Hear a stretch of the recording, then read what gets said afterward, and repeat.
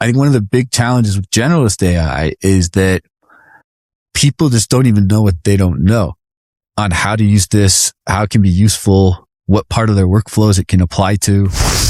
Welcome to the AI Advantage, where modern leaders decode the future of tech.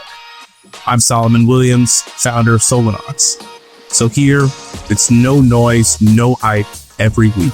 Sometimes it's just me, and sometimes it's the brightest minds in tech, breaking down what it really takes to grow smarter with AI and automation. Let's dive in. Welcome to AI Advantage. I'm your host, Solomon Williams. So we have a special guest today. We have Tim Lidman. He's the co-founder and CEO of Clyde AI. So Tim, so much. It's really good having you. How are you doing today? I'm well. Thanks for having me on. Good, man. Yeah. No, so for the audience and so forth else, just have everyone kind of get introduced. Can you tell us a little bit about a little bit on your background?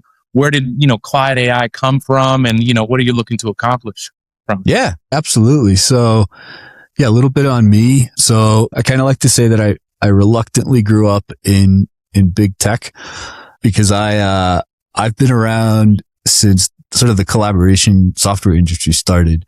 And so I started out, trying to convince people to be on audio and web conferencing calls instead of meeting in person.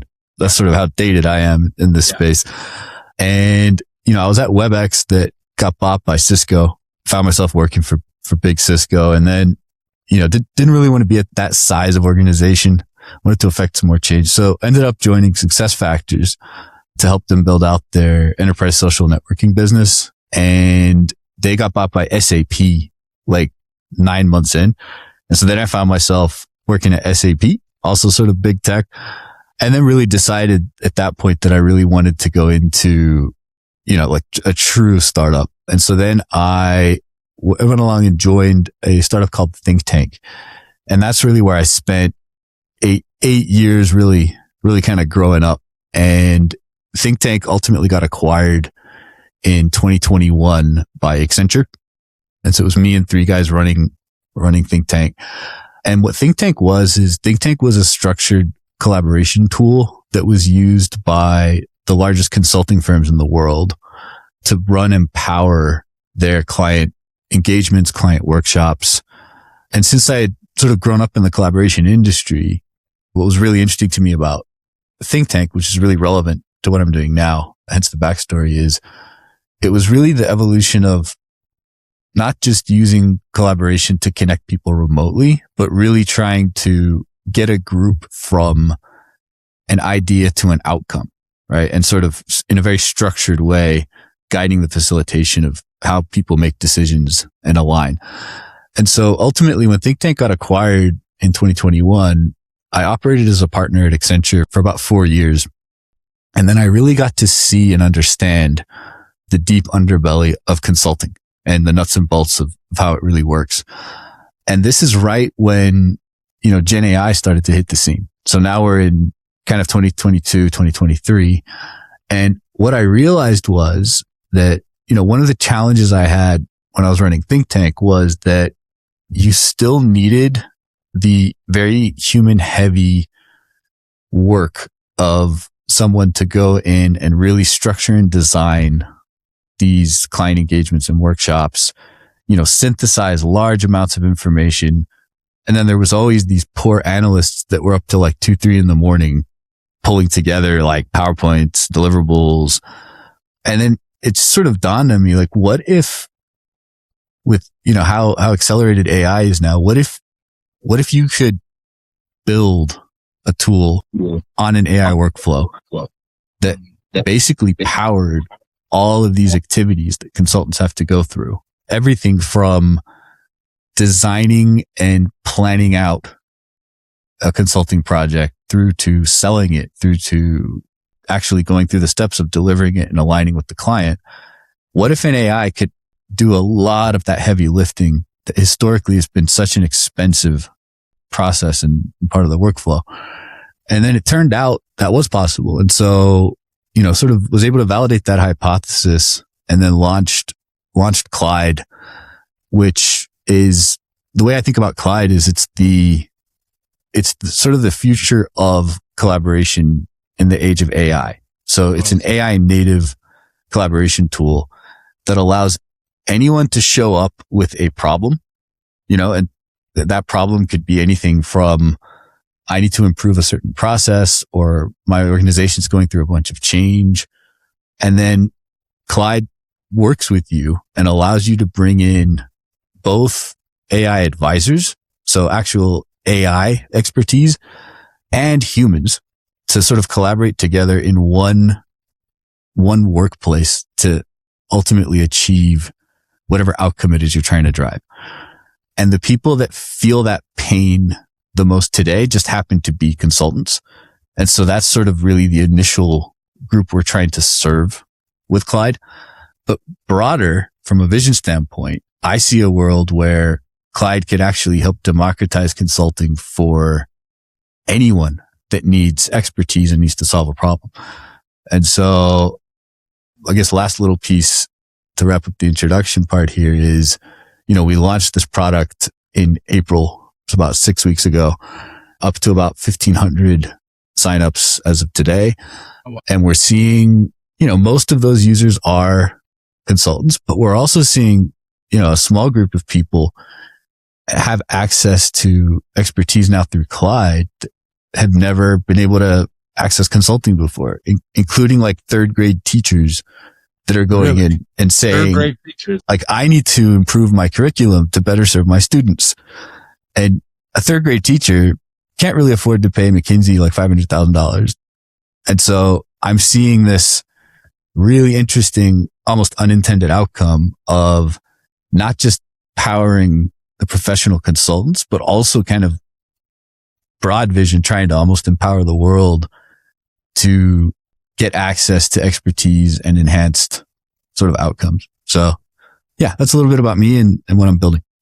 Yeah. And I think cause it's kind of funny because I did solutions engineering with our Accenture as well. And then before that was before Solenox and so forth else. I was with consulting, but the main thing of what you're saying is still on when we get to these clients, whenever they pass through on discovery phase and we're pitching, we still have to kind of look through on how from us on the cloud side for the CSP for whether it's Azure, or Google or AWS, still putting together what architecture we need to have for this. And there's so much collaboration and really how we can be able to synthesize, do the right presentations for the PowerPoint. What's it going to solve? So I like on how the Clyde AI, because it's really taking specific agentic roles, I guess you could say, for that, and really helps to build out, to your point, to where you're wanting to make sure on the analyst side, are we matching what the client needs? Are we not having it to where it's not templatized, but the agents is, from my understanding, what you think is making it more customized and making sure, are we actually solving the pain point? Is that what you think? Yeah. Okay. And I think the other really important piece that I've seen is I think one of the challenges with people that are building an AI overall right now is they're trying to power entire workflows agentically. And one thing that I realized is there are still things that happen in the workflows that are absolutely dependent on human beings. Sure. And it's not just the human in the loop stuff that you hear about, right? Where a human needs to be in the loop to make sure the AI is not going crazy. It's deeper than that. It's certain things across the workflow AI can do extremely well. And when you can bring in these AI advisors within Clyde that have specific domain knowledge and expertise to help you along the workflow. But there are still things that need to happen where a human being has tribal knowledge or institutional knowledge in their heads that are required as input to be able to solve a problem. You need a UX that can surface and extract that information out from those people. Until you automate CEOs and leadership teams, people still need to be involved to make decisions, right? To drive change. And so you still need, again, a UX that allows for the collaboration and input and alignment from all these people as part of that process. And so that's really what we've set out to do, is really tried to create a place that combines human and AI expertise in a very collaborative way that sort of helps you get to your outcome. I think it's you hear so much on the adoption of AI, but there's still this on a change management side. It seems like there's still some friction in between. So with you coming on now as being the co-founder, now CEO, you're leading this in terms of on the consulting side. What are you seeing on the leadership side, like of where those frictions are? Is it just on how to implement, or are they just thinking that AI can just be ran across the whole organization without understanding of how the employees are digesting it and how they should champion it? What have you seen thus far too? Yeah, I mean, I've engaged with a number of senior leaders, and then obviously I'm running Clyde and my team myself as well. And what I'm really seeing is that I think there is a confusion and almost a step that's being missed a little bit around being very intentional around what are the capabilities that the humans, the actual team members, that they need to have to effectively adopt AI, right? And so one thing that has sort of mildly frustrated me a little bit with the big foundation models out there, right? Like, Claude and ChatGPT and that, is they have this promise where they're saying, SaaS is dead because SaaS was forcing users to conform to their UX paradigms. We're going to allow you to communicate naturally with us as LLMs, and we'll do the heavy lifting in terms of understanding what you're trying to achieve and what you're trying to get. But then now everyone suddenly has to learn new skills around like prompt engineering, context engineering. And I don't think people have understood that there's still a massive change management and training effort to make people AI native in how they communicate with LLMs to best get the right outcome, and not just sit there and burn like millions of tokens, like not knowing exactly what it is you're trying to do.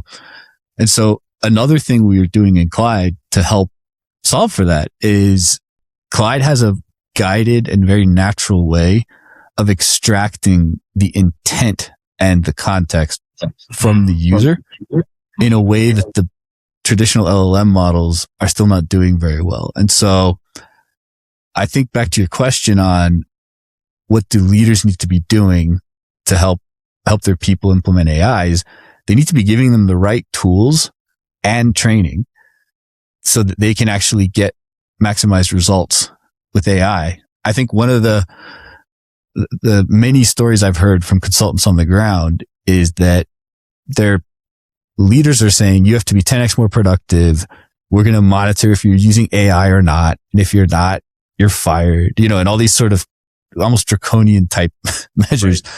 But then the consultants on the ground are having to take legacy tools that they've been using, like say Miro, Mural, if you've heard of those kind of tools.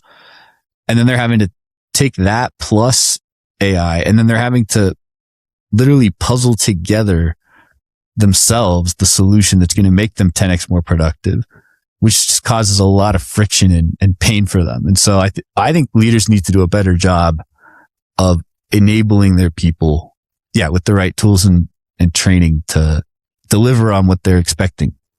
Yeah. And I think it's just and to your point, I think there's just so much.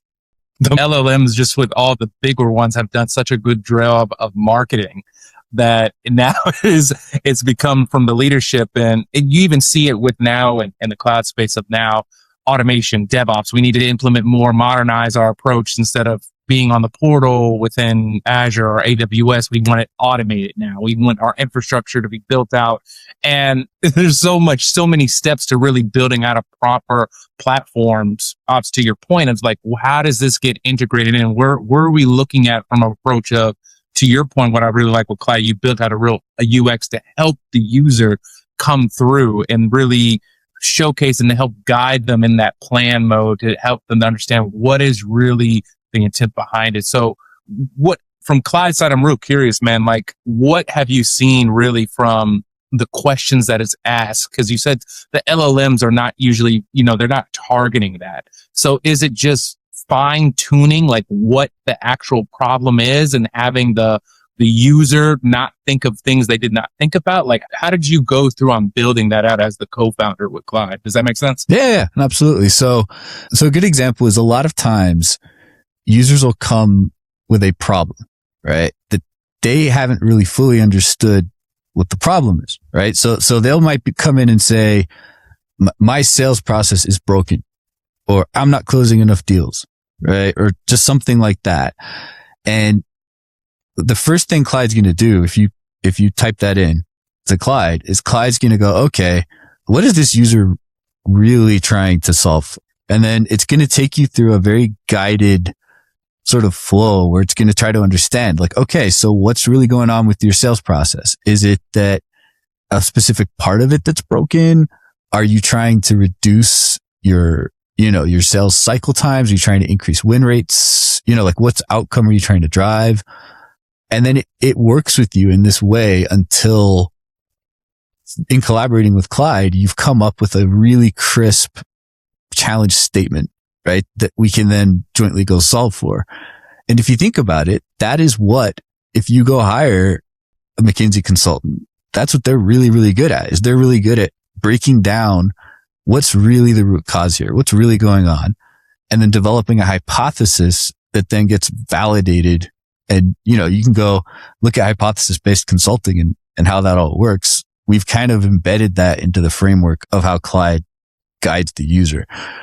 We also took it a step further in the collaborative side of things, which is that one of the biggest reasons teams fail to execute on strategic initiatives is that they don't have a shared understanding of the problem set before they go into solutioning and decision making. And so a lot of times you'll get groups that are making really important decisions and they all have a completely different understanding of what the problem is they're solving for.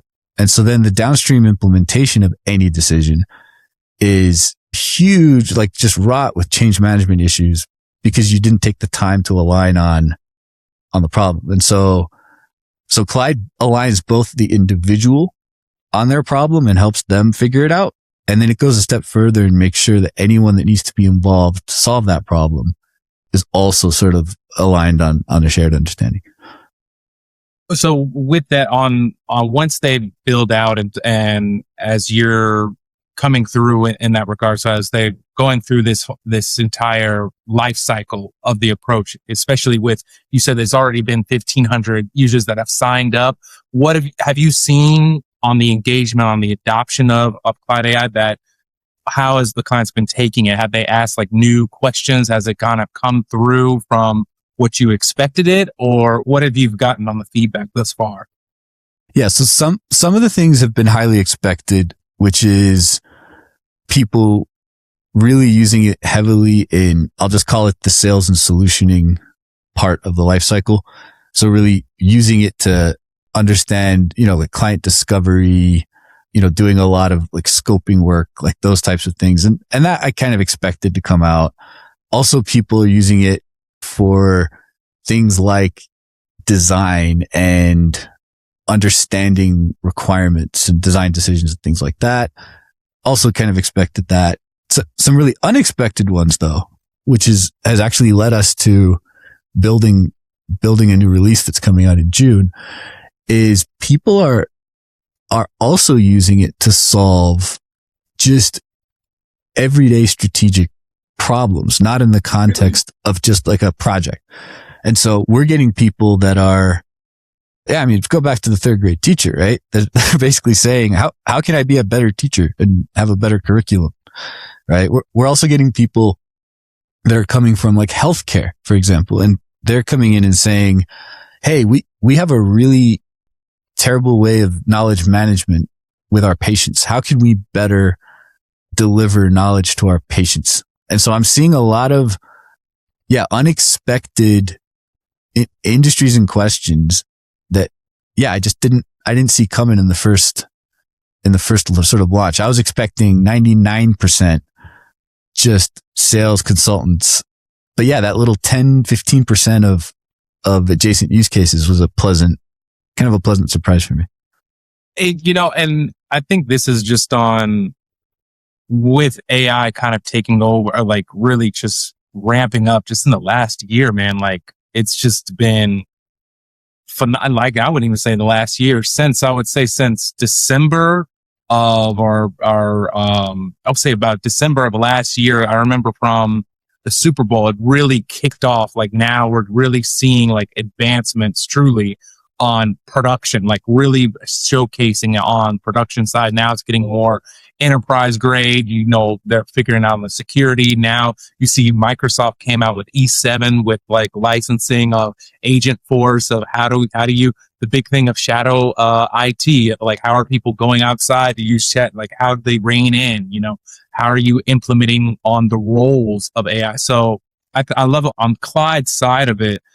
As we kind of go through it, is it just more on, do you think this is where AI just in the next 2 years, and where you even see Clyde yourself just on the consulting and just as you're sitting casing on different industries as well, is it just going to help more solve on the problem solving and really understanding the core aspect of for SO, like for SALs and everything, for statements of work, for the people that don't know of what's out of scope, what's in scope, you know, how is everything going to, like the roadmap? Do you think just people need more guidance on how the roadmap is going to be fulfilled for any engagement or what any other problem that they're seeing? Or what do you think this far? I think it really kind of breaks down almost into two broad categories, right? And I'll just call it, I'm sure the analysts have a fancy term for it, but I like to think about it as specialist AI and generalist AI, right? On the specialist AI side, where you're talking about, for example, getting deep into SOWs and roadmaps and, you know, like how my dev team uses AI, which is like heavily advanced, right? And just, you know, microscopically tuned to every part of the workflow and like all these kind of things. I think that is interesting. What you see a lot on like the, you know, the hype stuff, all the big LinkedIn influencer stuff that comes out. I feel like they focus a lot on the specialist AI users that have just really, really, you know, they're on top of all the news. They know exactly what's happening. The data shows that's like less than 1% of the total adoptable community. If you look at generalist AI, however, I think, now back to your question, I think one of the big challenges with generalist AI is that people just don't even know what they don't know on how to use this, how it can be useful, what part of their workflows it can apply to.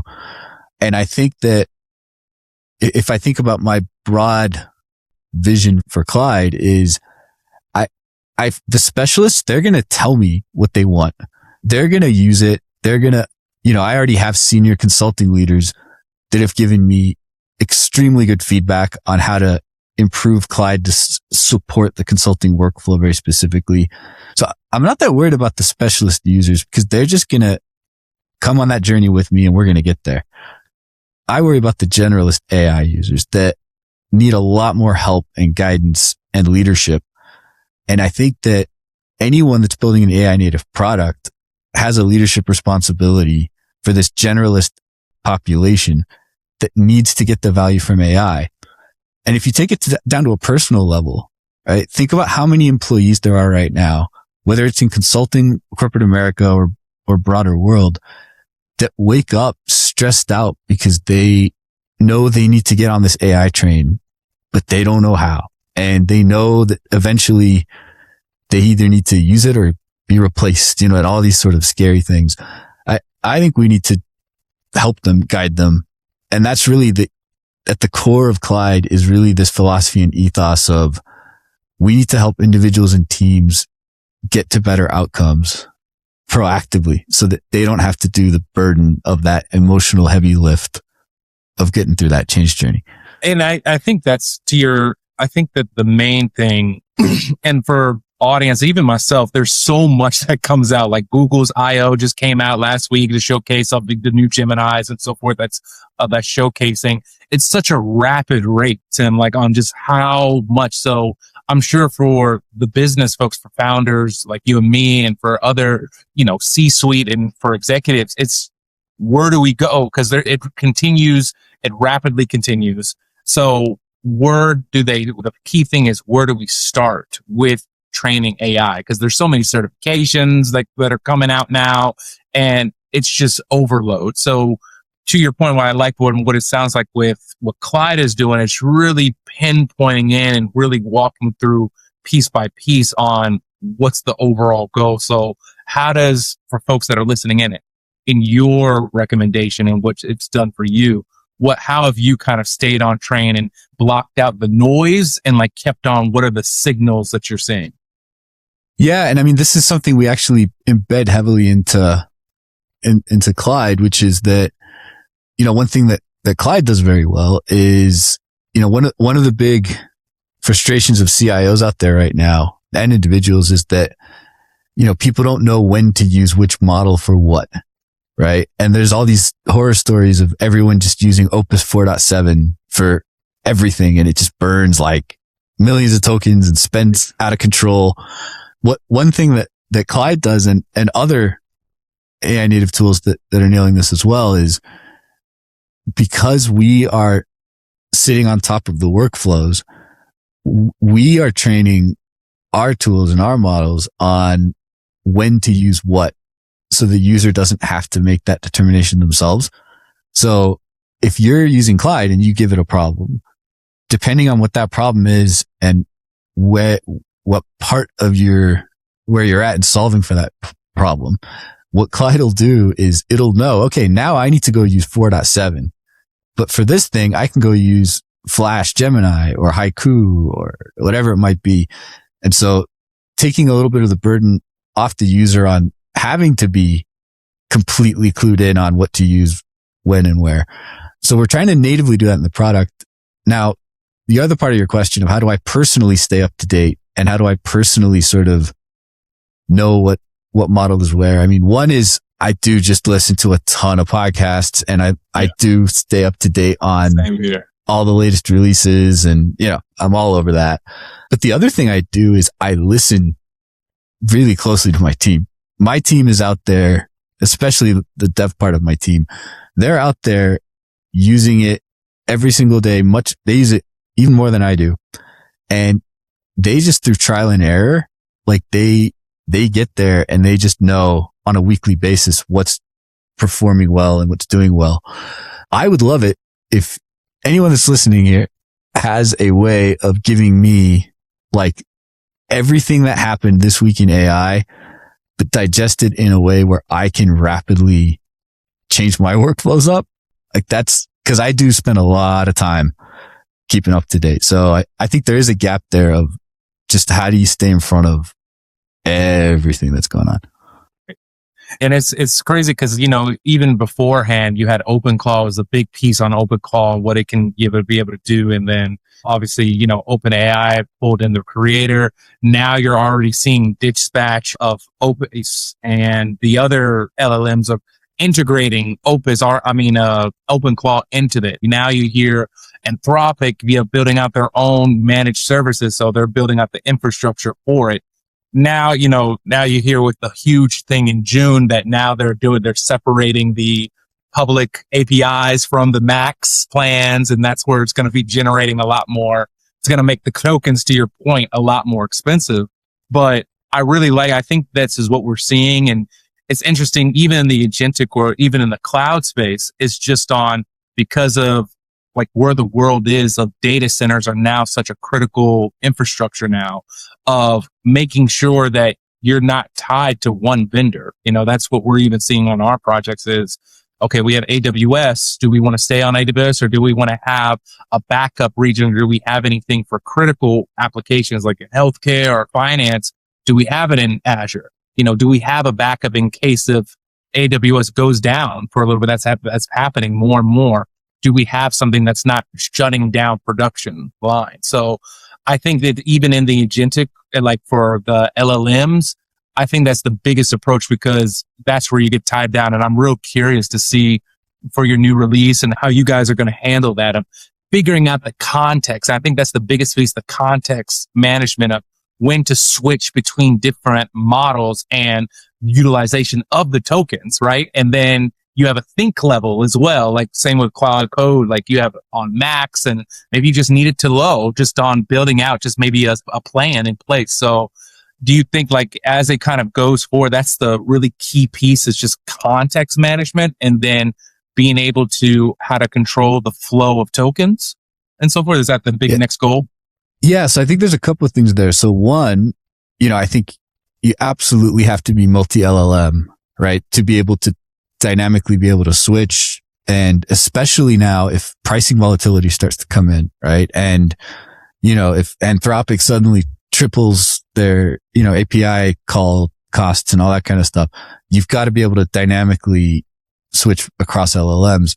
The other two things we're doing to future proof our business is, we're heavily experimenting now with things like open weight models, right? And which is kind of like it's the open source of AI, right? It's a world where if all these LLMs, let's just say they all 10x their costs overnight, there's a world where we would be able to switch to renting out our own GPUs and running open weight models ourselves, right? And actually not being dependent on the LLMs.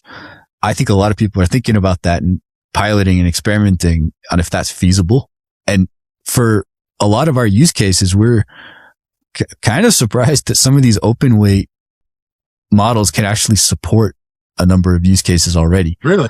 Yeah, because if you look at where the open weight models are going, I mean, they're training the open weight models on 4.7 Opus output, right? And so they're going to start catching up, and eventually things are going to be commoditized to the point where I do think you'll be able to run your own open weight models on your own GPUs that you're renting out. The other thing we're doing is there's this whole thing now around sovereign AI, right? Yes. And so, we have a small part of our customer base are really thinking about not using LLMs at all, and that they need to be able to, using LLMs, but not using the public LLMs, right? And needing to be able to host, their own LLM environments in a sovereign space.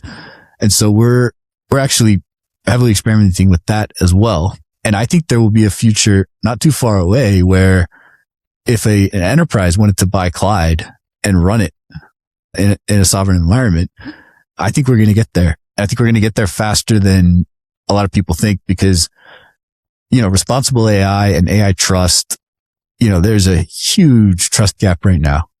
I don't know if you talk to a lot of CISOs, but all of them are just livid with like the amount of security risk that's out there right now. And we need to be thinking about that as builders of AI.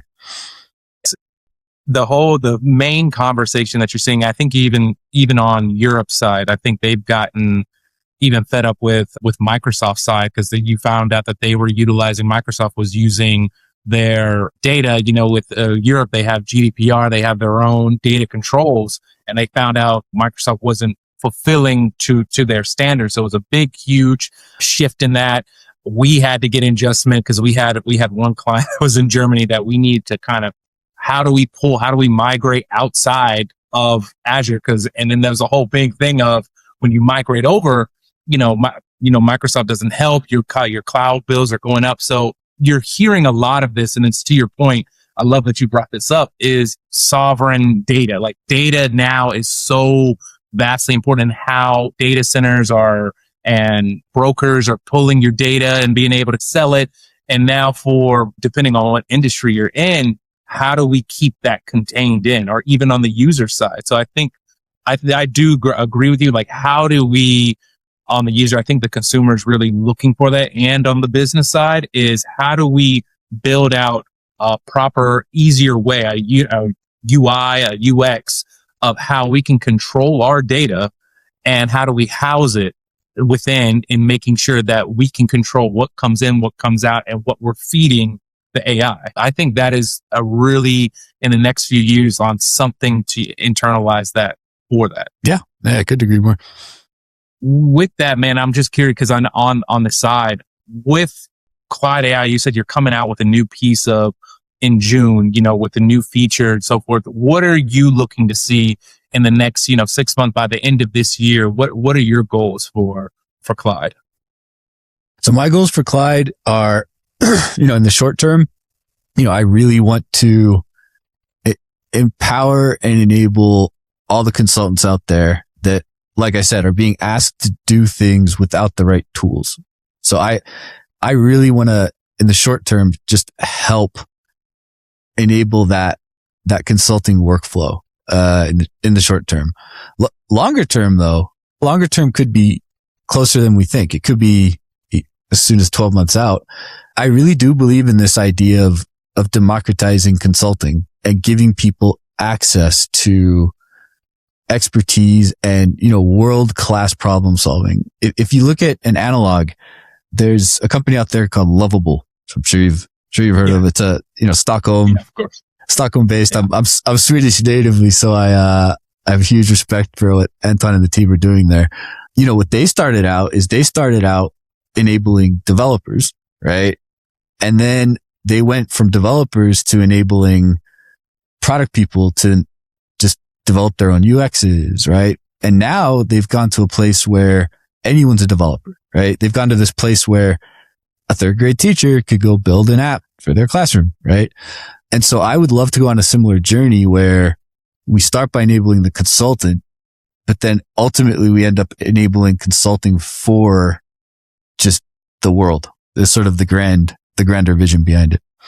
Yeah. And so with that, are you seeing, so within the next few years and with Clyde and everything else, what do you think is the next big milestone just in this realm of AI as it continues to evolve? Is that the next piece of it, is you would say, is just now empowering more? Or do you think the LLMs, as now we're kind of shifting through, you can see with Codex, you can see with Claude Code, you have these now plugins, all the MCPs being able to connect to different applications. Do you think that's going to continue? What is your opinion on like where you see it in before the end of the year on the larger scale? On the larger scale, what I do see is I truly do see the democratization is such an overhyped tech word, but but it really applies here, because what it's doing is it's going to allow any person on the planet to execute workflows that have traditionally been highly specialized, right? Whether that is development, whether it's consulting, whether it's design, whatever it might be. And so if you think about what that does, is it puts unleashed creativity in the hands of billions of people. And so I'm like really, really optimistic on the value that AI can overall contribute to the world. I think the leaders of the world, whether those are political leaders or business leaders, they have to make sure that it becomes a true democratization and doesn't become a value cash grab for a select few people that will end up benefiting from all of that value. So yeah, I think unfortunately democratization is the word to use, even though it's an overhyped one. And so as we kind of go through it from that, because I think you're right on it's enabling more on the consumers to be more empowered with it. What do you think are like the key metrics to really look for when you're actually finding out if you're really democratizing it? Is it just being able to have, the agent give more context around where people are in, so it's able to figure out more of a pinpoint? Or do you think it's something else in terms of it, what we need to be looking for on the metric side? So on the metric side, I think there's a couple important categories of it. One is the adoption side of the metrics, right? Which is that once this is truly enabled for the world, my grandma should be able to use an LLM, right? Yeah. Very effectively. So I think there's a broad adoption metric to look at. Then I think there's a value metric to look at, which is, are we actually doing things faster, better, cheaper, right? Are we actually getting the realization of value, either as consumers or as business leaders? And then I think there's a sustainability metric to look at as well, which is, are we able to deliver this sustainably and, without using a gallon of water every time we're asking LLM a question, right? And are we able to solve for the scalability, both from a data center, energy consumption, cost, and that side of things? And I think that's where a lot of people are terrified of, the AI bubble, and that everyone's funding each other in this circle to make it all work. And so, yeah, I would say adoption, value, and then sustainable scalability would be kind of the three big big metrics to kind of look at. And so, with that kind of ending off, because I know we're kind of close on time. So with it being, if you had that magic wand, man, like of Tim in the next few years, so is that, if you wanted AI where you want to see AI to grow to, are those the key pieces of it? You would say if you had that magic wand, is that democratization, or would you add on to anything like really to what you want really AI to do for you and for the business as a whole? Yeah, if I had a magic wand, it would be for AI to deliver on the promises it's making to the world, which is a true natural way for us to interact with technology. And we're not there yet. We're going to get there. I hope to be part of that journey, with Clyde. But to me, that would really be it. The true natural interaction with technology. Yeah, I think so too. I think we're starting to see it now with the integration now even with Gemini now. I think you've even seen it to where now it puts on a full digitization and avatar of what you are. And now it gets into the pieces of data, like how much you know, but integrating with emails, what you've known. So it becomes a real digital representation of you. So it knows how he goes and so forth. So I think that is where it's headed. But to your point is there's still a lot of caveats and a lot of gaps in between. Yep. Tim, I've loved having you on. For folks that are coming in, because I'm already interested in kind of wanting to sign up for Clyde and just really see on how it helps even for our solution architects and for our solution engineers, of like when we have to come forward and do deep dive discovery calls and so forth. Where can people go to learn more about it that are listening in, that are really interested and see if it's a good fit? Where can they go on Clyde AI and then following you on your journey as they want to go through? How can they find you? Yeah. So Clyde, you can meet Clyde at meetclyde.com. So just go to meetclyde.com. You can sign up. There's a free version. And you can just get started experiencing it. And then myself, I'm on LinkedIn pretty heavily. So Tim Lidman on LinkedIn. If you Google me, you'll find me. And then you'll also find a really talented young guy in the north of Sweden that writes music. And so you should check him out. but I'm the main business guy that's called Tim Lidman in the world right now. So you'll find me pretty easily. All right, cool. And for the audience that are coming in, we'll make sure to have Meet Clyde. We'll have all of those links down in the on the bottom, so you can be able to go through, check it out, see if it's a good fit, and just look into it and see how it fits in along with you on your business as well. So, Tim, I really appreciate you coming on to the call, man. It was great having you really understand it, because I really liked it even from previously, just on the consulting aspect alone, just what you're providing in that context around it to help on the advisors and so forth, really kind of help with their B2B clients, so that's what I was so interested on. But for those that are coming in, so thanks again for tuning in for the AI Advantage. We'll catch you next time on the next episode. Take care, everyone. Thanks for tuning in to the AI Advantage. If this episode sparked an idea, share it with your network. Subscribe for more no-fluff conversations on how smart tech drives real outcomes. And if you're ready to future-proof your business, let's connect at solonox.net.